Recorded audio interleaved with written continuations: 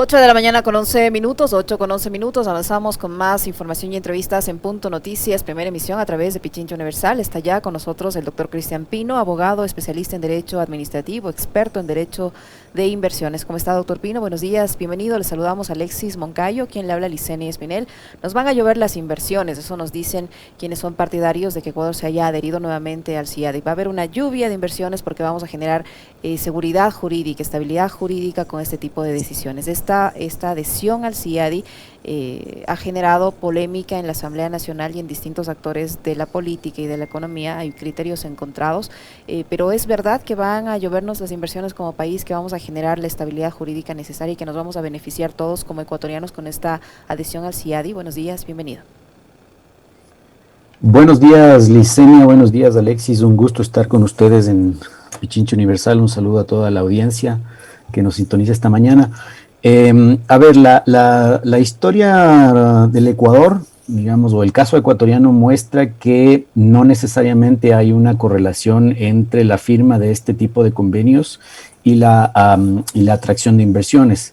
En un informe que presentó la Comisión de Auditoría Ciudadana de los Tratados Bilaterales de Protección de Inversiones, se pudo establecer fehacientemente que no hay esa relación, y de hecho las inversiones que llegan o que han llegado al Ecuador bajo la calificación de inversión extranjera directa provienen fundamentalmente de países con los que el Ecuador no ha firmado este tipo de tratados.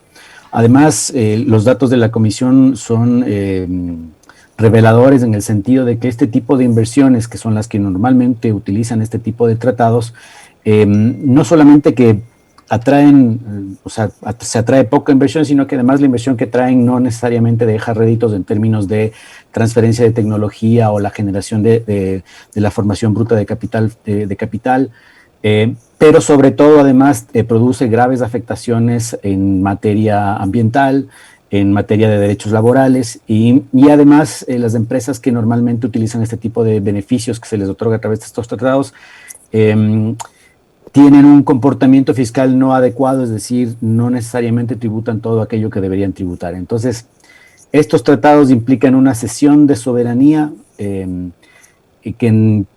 es decir, por la cual el Estado se somete a estos centros de arbitraje, a estos árbitros y a los inversionistas, sin tener claro cuáles son las compensaciones que a su favor o a su respecto tiene el Estado.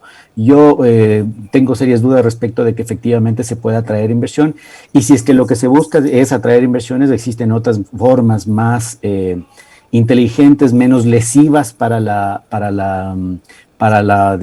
organización estatal, para los derechos de los ciudadanos, que no impliquen una sesión tan abierta, sin beneficio de inventario de la soberanía del Estado. Doctor Pino, ¿cómo le va? Buenos días. Hay, digamos, antecedentes, casos en la historia de este país en donde, digamos, se habla precisamente de aquello, de que someterse a este tipo de arbitrajes internacionales ya nos ha pasado factura. Esos arbitrajes no terminan siendo del todo objetivos, del todo equilibrados, y terminan fallando más seguido a favor de las empresas que a favor del Estado. ¿Hay casos? ¿Cuáles son esos? A ver, el Ecuador probablemente es uno de los países del mundo que más ha padecido la aplicación de este sistema de arbitraje internacional, y por esa misma razón debería ser el menos propenso a la suscripción de este tipo de acuerdos. En el mismo CIADI, que es el convenio al cual el gobierno pretende adherirse en los próximos días, en los próximos meses, hemos tenido dos casos que son paradigmáticos. Uno, el caso CIADI, y el recientemente caso Perenco. Dos casos que son, digamos, paradigmáticos porque demuestran justamente el tipo de cesión que se hace de la soberanía. En ambos casos, los tribunales terminan diciendo que básicamente, en el primero, en el caso occidental, que la ley ecuatoriana estaba bien planteada, pero que era demasiado lesiva. La ley era demasiado lesiva. Eso quiere decir que, siendo la ley demasiado lesiva respecto del inversionista extranjero, se nos condena a pagar una multa. Una multa por ejercer una potestad soberana, dígase la expedición de una ley, ¿no? Y digamos, la expedición de la ley no obedece al ejercicio de un gobierno puntual, sino que es el ejercicio de la primera función del Estado, que es la función legislativa, donde está aglutinada toda la representación soberana del pueblo ecuatoriano. Lo mismo ocurre en el caso Perenco. En ese caso no se habla necesariamente de que la ley ha sido lesiva, sino de que la ley ha roto el equilibrio del contrato. Y no tanto la ley, sino la expedición de los decretos que los funcionarios públicos ejercen en función de esas leyes. Pero sin duda el caso paradigmático que no se trató, no se ventiló en el CIADI es el caso Chevron, un caso en el que una compañía extranjera contamina de tal manera la Amazonía ecuatoriana que ha sido calificada por muchos como el mayor ecocidio ambiental de la historia, ¿sí? En la que no solamente se destruye la biodiversidad de la Amazonía, sino que además se destruye la forma de vida de pueblos ancestrales, y por la cual la compañía no causa un daño ambiental, afecta a las comunidades, destruye formas de vida tradicionales, y el que tiene que pagar las consecuencias de eso es el Estado ecuatoriano. Entonces, solamente con esos 3 ejemplos, creo que ningún gobernante sensato debería volver a insistir en este tipo de convenios, al menos no en la manera como están establecidos actualmente y que han sido criticados no solamente por el Ecuador, sino por potencias como la Unión Europea o los Estados Unidos, que han excluido estos convenios de sus acuerdos comerciales, y por un vasto sector de la academia a nivel internacional, que desde hace algunos años está planteando la necesidad de reformas a un sistema que es obsoleto, que es anacrónico, que cuando se concibió, yo creería que las partes que lo concibieron no tenían, los estados que entraron en este tipo de tratados no tenían ni idea de las consecuencias nefastas que esto iba a tener, por lo que parece absurdo que en este momento, habiéndonos salido de este sistema, se pretenda volver a ingresar sin hacer un análisis de este tipo, sin mediar reformas necesarias que hay que hacer para que este sistema efectivamente vaya en beneficio de ambas partes, de los inversionistas extranjeros y de los estados soberanos. Hoy día el sistema está construido en una sola vía, solamente los inversores extranjeros pueden demandar al Estado, y solamente los tratados de este tipo contienen prerrogativas, cláusulas, estándares a favor de los inversionistas y no a favor de los estados, y no les establece obligaciones a su respecto. Doctor Pino, hay una polémica en torno a si esta adhesión debe ser o amerita un pronunciamiento de la Corte Constitucional, y si debe ser avalada también por la Asamblea. Hay voces que dicen que sí, porque la Constitución establece que no se pueden celebrar tratados o instrumentos en que el Estado ceda jurisdicción soberana a instancias a un arbitraje internacional. Sin embargo, hay también voces que dicen que el CIADI como tal, o en el CIADI como tal, no se está cediendo esta jurisdicción. Usted, como conocedor del derecho, ¿qué es lo que se debe hacer aquí en el plano estrictamente legal? ¿La Corte Constitucional debe pronunciarse? ¿Esto debe pasar por la Asamblea también? Vamos por el primer punto. La Corte efectivamente tiene que pronunciarse, eso está dispuesto en la Constitución. El Ejecutivo tiene que notificarle a la Corte, entiendo que ya lo ha hecho, y evidentemente la Corte tendrá que pronunciarse primero sobre la constitucionalidad o no del tratado, ¿no? de este convenio del CIADI. A mi criterio, es evidente que el convenio del CIADI implica una cesión de la jurisdicción. ¿Por qué? Porque el convenio del CIADI lo que hace es crear un órgano de arbitraje, ¿no? Es decir, un centro de arbitraje donde se van a decidir controversias Estado-inversor, ¿no?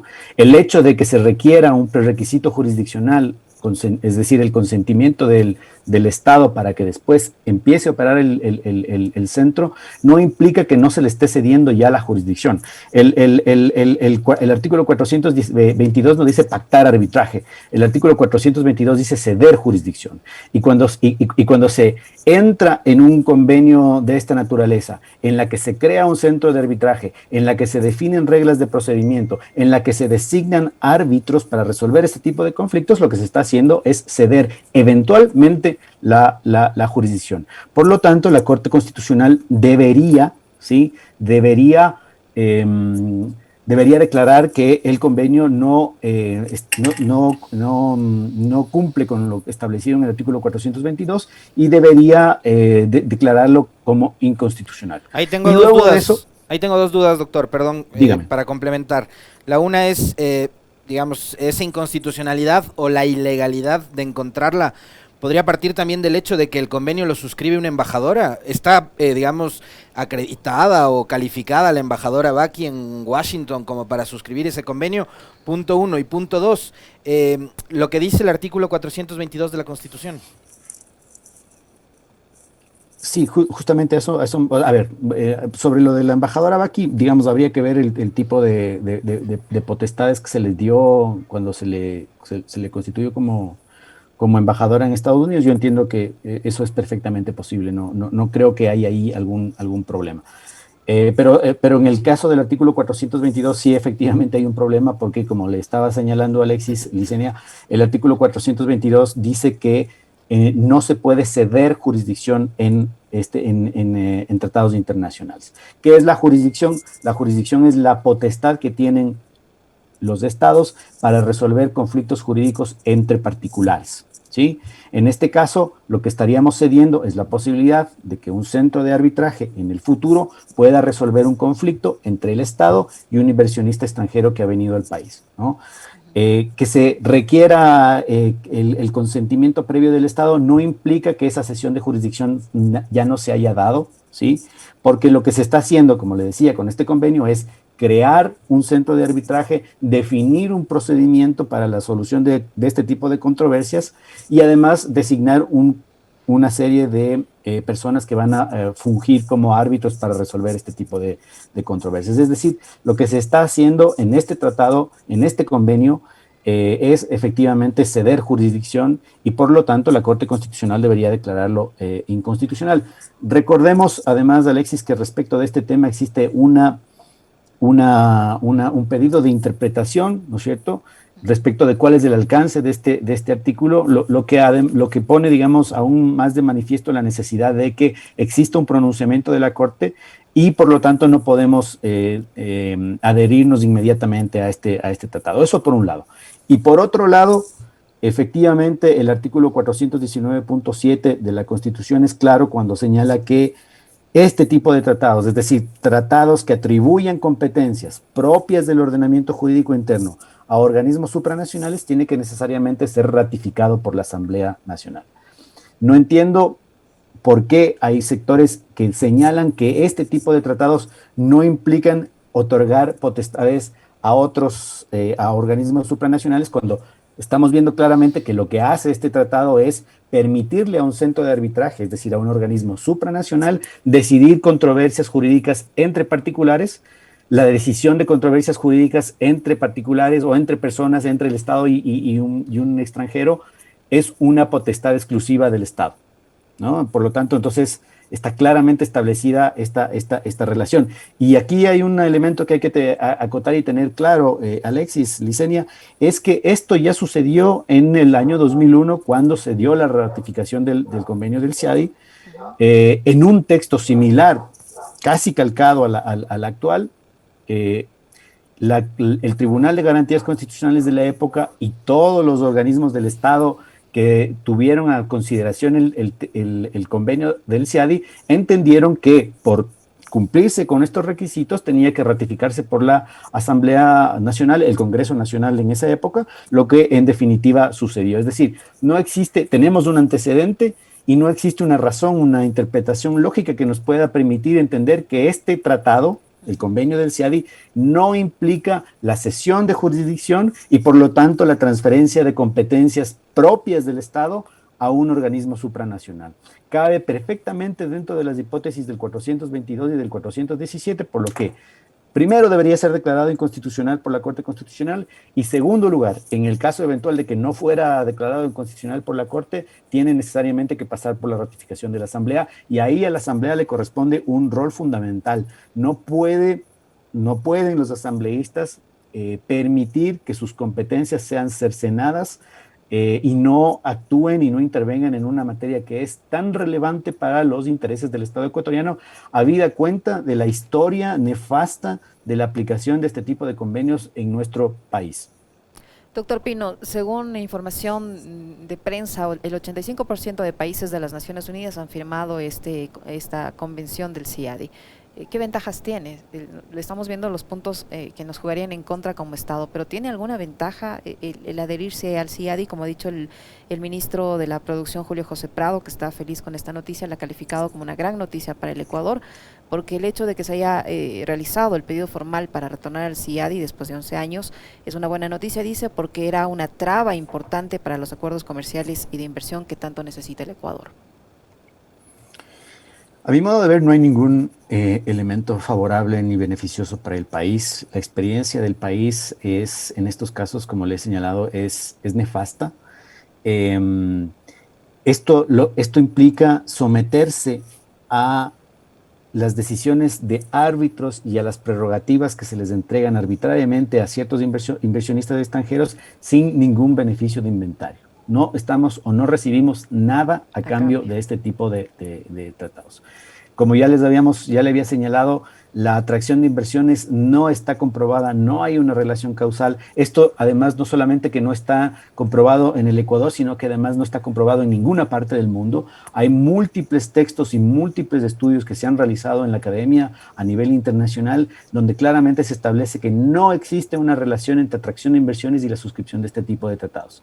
Pensar que vamos a recibir inversión extranjera solamente por suscribir este tipo de acuerdos es un error. Y además, muy probablemente la inversión extranjera que sí se sienta atraída por este tipo de tratados es inversión extranjera que comprobadamente en la historia del país ha dejado enormes pasivos de naturaleza ambiental, enormes afectaciones a los derechos humanos de los ecuatorianos y además se trata de empresas transnacionales que no han tenido comportamientos adecuados en materia fiscal y en materia tributaria. El ejemplo más emblemático es Chevron, ¿no? Y usted decía hace un momento, le preguntábamos antecedentes de, digamos, por qué si es negativo o no el suscribir este tipo de arbitrajes o convenios, doctor Pino. Digamos, lo más fresco es lo de Perenco. Entonces, si el Ecuador como Estado pierde una causa que además nos va a obligar a pagar una cantidad millonaria, ¿no? En compensación con esta empresa, ¿cómo es que en medio de esta coyuntura resulta que la opinión pública lo vende como, digamos, un gran hito, el nuevamente ingresar al CIADI, cuando vemos que Perenco se va a llevar como 300 millones de dólares de las arcas estatales? A ver, digamos, las causas o los arbitrajes se pueden ganar o se pueden perder, digamos, eso está dentro de las posibilidades en cualquier, digamos, decisión de naturaleza jurisdiccional. Lo que no deberíamos aceptar es que perdamos este tipo de arbitrajes o un inversionista extranjero, dicho de otro modo, un inversionista extranjero pueda demandar a un Estado soberano por ejercer sus potestades públicas, por dictar una ley o por, en función de la dictación de una ley, aplicar una determinada política pública o solamente por el hecho de aplicar una política pública que un inversionista extranjero pueda demandar a un Estado soberano. ¿Dónde queda la soberanía de los Estados? ¿Dónde queda la capacidad para emitir leyes? ¿Dónde queda la capacidad para definir políticas públicas? Un ejemplo paradigmático de esto, por ejemplo, es un caso que sucedió en Australia, es un caso en el que una tabacalera demanda al Estado australiano. ¿Por qué? Por emitir una decisión de política pública en materia de salud que implicó la impresión en las cajetillas de cigarrillos de alertas respecto de los males que podía causar la utilización del tabaco. Por la definición de una medida de política pública de esa naturaleza, estas compañías transnacionales demandan a Estados soberanos por ejercer su potestad, su prerrogativa de defender la salud de sus ciudadanos. Con este tipo de tratados, lo que el Ecuador está haciendo es amarrarse de manos, porque eventualmente cualquier decisión, la emisión de una ley que afecte un interés transnacional, la decisión de una política pública en beneficio de sus ciudadanos que puede entenderse que afecta un interés transnacional, puede implicar una demanda de la naturaleza a la que se ha referido Alexis Moncayo.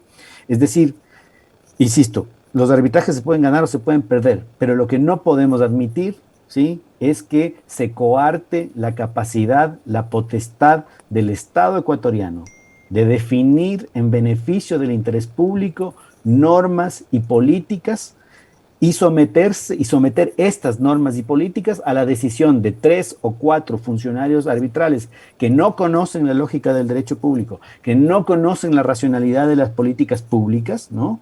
Que tienen además graves conflictos de interés, ¿sí? Para que definan si es que la legislación ecuatoriana es o no adecuada a los intereses del capital transnacional. Adherir a este tipo de convenios es un acto que atenta y que vulnera violentamente la soberanía de los estados. Y por lo tanto, los funcionarios públicos de este gobierno deberían tomar en cuenta estos elementos que además van en contramano de las más, digamos, del moderno o del desarrollo moderno y más reciente del derecho de inversiones a nivel mundial, que ha sido muy crítico de este sistema, ¿sí? Por lo tanto, digamos, no creo que hay que negarse al arbitraje internacional de manera tajante, pero no podemos volver al mismo sistema en la manera en la que está establecida actualmente, porque eso atenta contra los intereses del Estado ecuatoriano. Doctor Pino, los sectores que defienden esta adhesión al CIADI dicen que si bien existe la percepción de que el Ecuador siempre pierde ante los tribunales, es porque el Estado ecuatoriano ha tomado medidas a la brava y ha roto contratos. Consideran que si hemos perdido en las cortes o a nivel internacional no es culpa de los árbitros, sino de las medidas que han tomado los gobiernos en el pasado. ¿Qué decir a este tipo de razonamientos que hacen los sectores que defienden esta adhesión al CIADI? Digamos, ese razonamiento no tiene, digamos, ningún sentido desde la lógica de la actividad o de la potestad del Estado sobre elementos que son privativos de su ejercicio, ¿no? Calificar o decir que una ley emitida por el órgano competente, por la función legislativa de un Estado, está bien emitida en términos formales, pero es demasiado gravosa para los intereses de una determinada parte, es atentar contra la soberanía del Estado.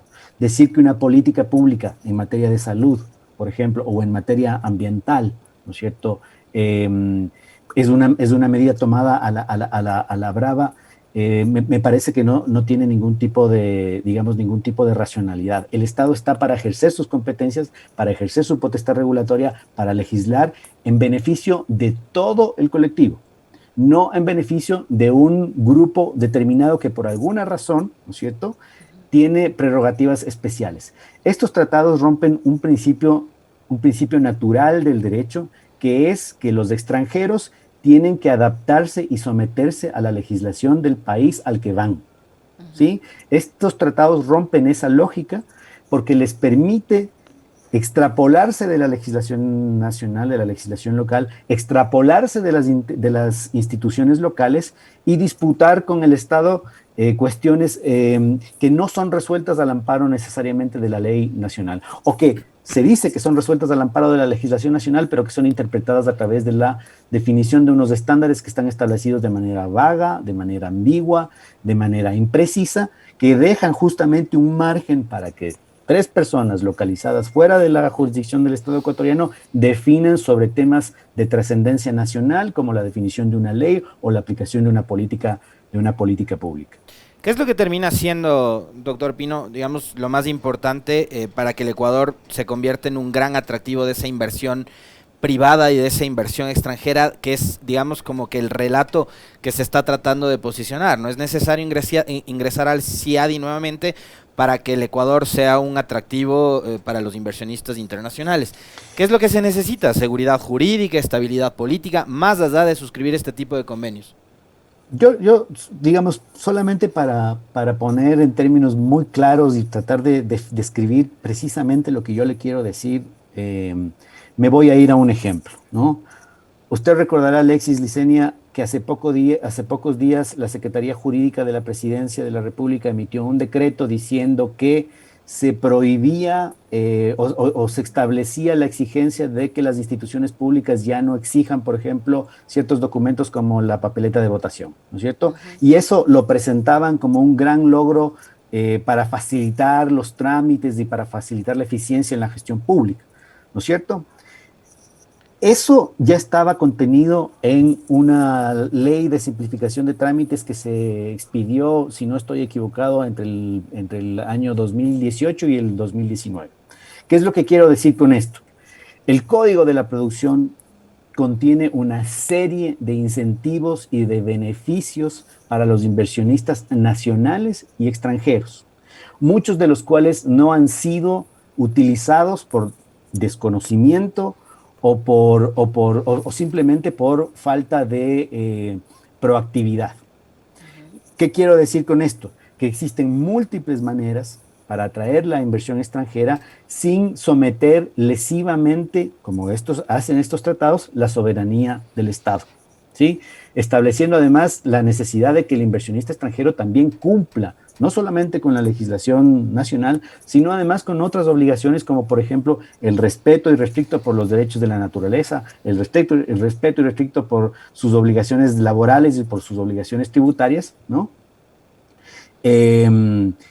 Y además, tomando en cuenta que, de acuerdo con nuestra Constitución, la inversión extranjera, cualquier inversión extranjera que venga al país, cualquier inversión en realidad, nacional o extranjera, tiene que alinearse a los objetivos nacionales de desarrollo. Es decir, doctor Pinos, que si el Ecuador o la administración gubernamental actual, como es de conocimiento público, busca llegar a acuerdos comerciales con diferentes sectores, entre ellos los Estados Unidos, no necesariamente tiene que adherirse al CIADI para conseguir ese objetivo. Es decir, no es un requisito estar dentro del CIADI para formar parte de los acuerdos comerciales. No debería ser un requisito.